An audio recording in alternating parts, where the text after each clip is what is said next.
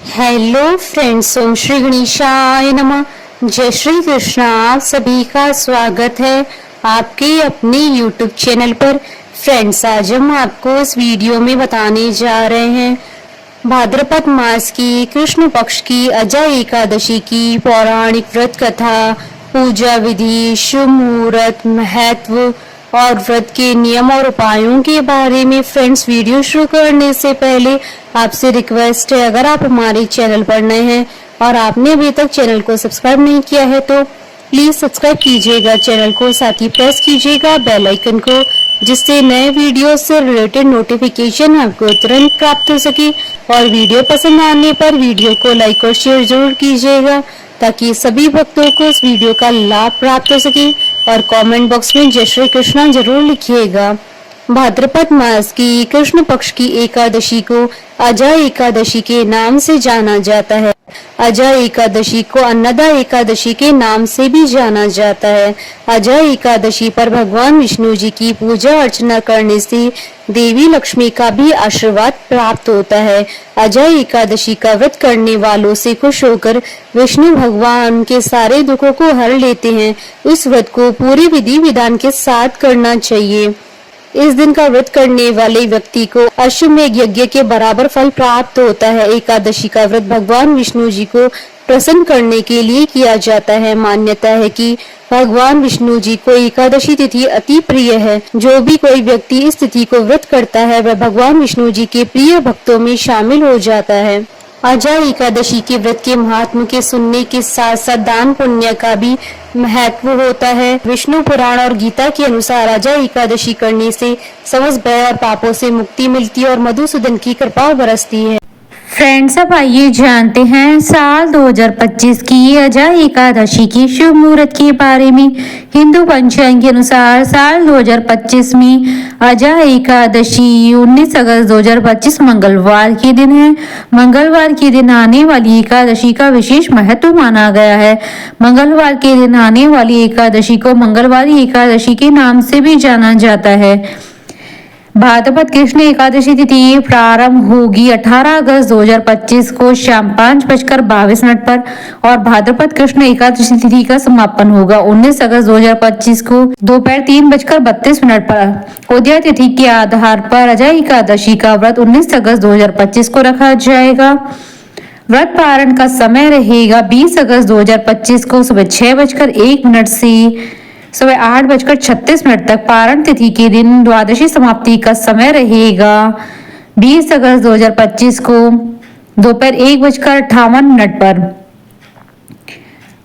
इस दिन त्रिपुष्कर योग और आनंद आदि योग का शुभ संयोग भी बन रहा है। इन योगों के बनने के कारण इस दिन का महत्व कई गुना अधिक बढ़ जाता है। इस दिन भगवान विष्णु जी की पूजा करने पर साधक को पूजा का दुगना लाभ मिलेगा।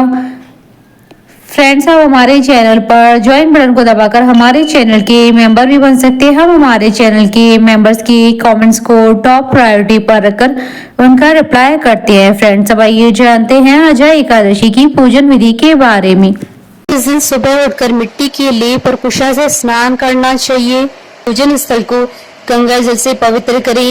पूर्व दिशा की तरफ एक चौकी पर पीला कपड़ा बिछाकर भगवान विष्णु जी की प्रतिमा या फोटो स्थापित करें। धूप दीप जलाएं और मिट्टी का कलश स्थापित करें। भगवान को फल फूल पान नारियल और सुपारी और लौंग आदि अर्पण करें और स्वयं भी पीले आसन पर बैठ जाएं और ओम अच्युताय नमः मंत्र का 108 बार जाप करें।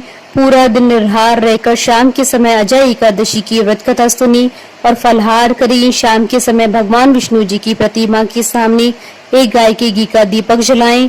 दूसरे दिन सुबह ब्राह्मणों को भोजन करवाकर तथा दक्षिणा देकर उसके बाद स्वयं भी भोजन करें।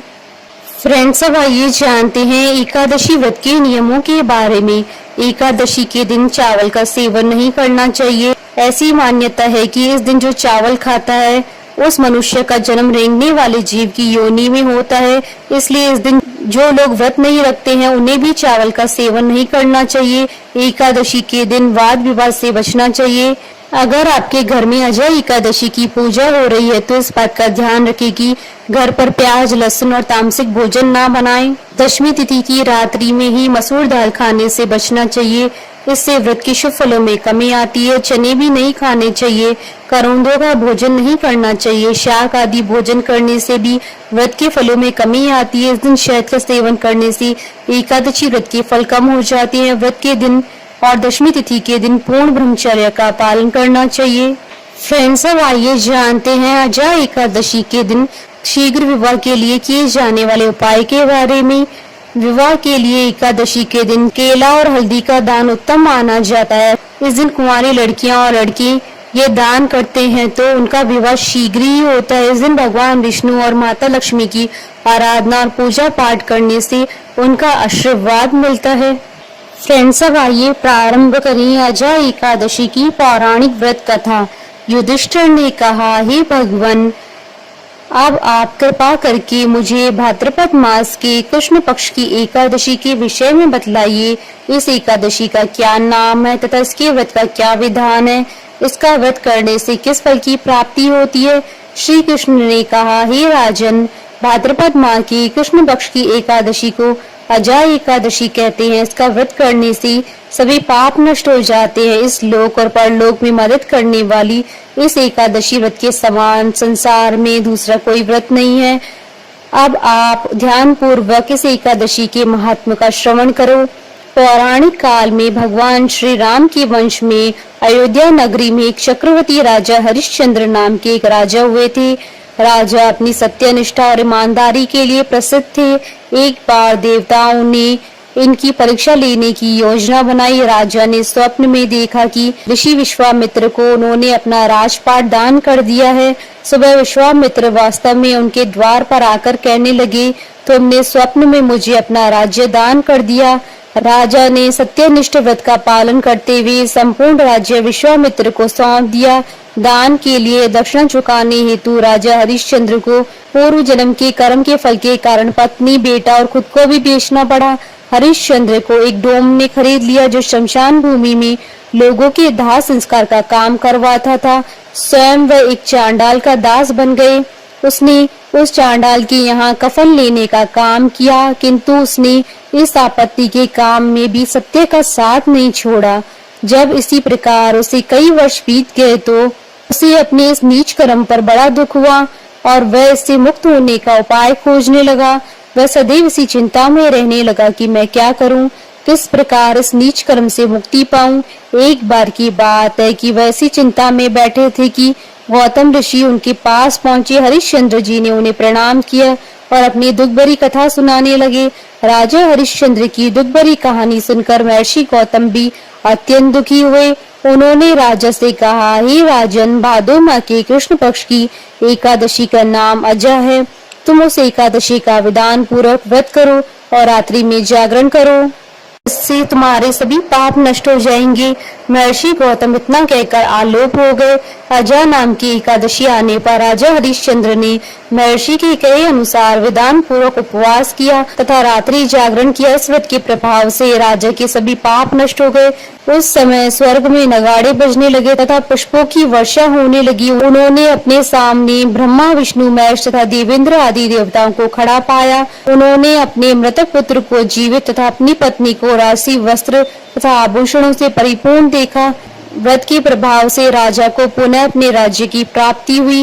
वास्तव में एक ऋषि ने राजा की परीक्षा लेने के लिए यह सब कौतुक किया था, परंतु अजय एकादशी के व्रत के प्रभाव से ऋषि द्वारा रची गई सारी माया समाप्त हो गई और अंत समय में हरिश्चंद्र अपने परिवार सहित स्वर्गलोक को गया। हे राजन, यह सब अजय एकादशी के व्रत का प्रभाव था।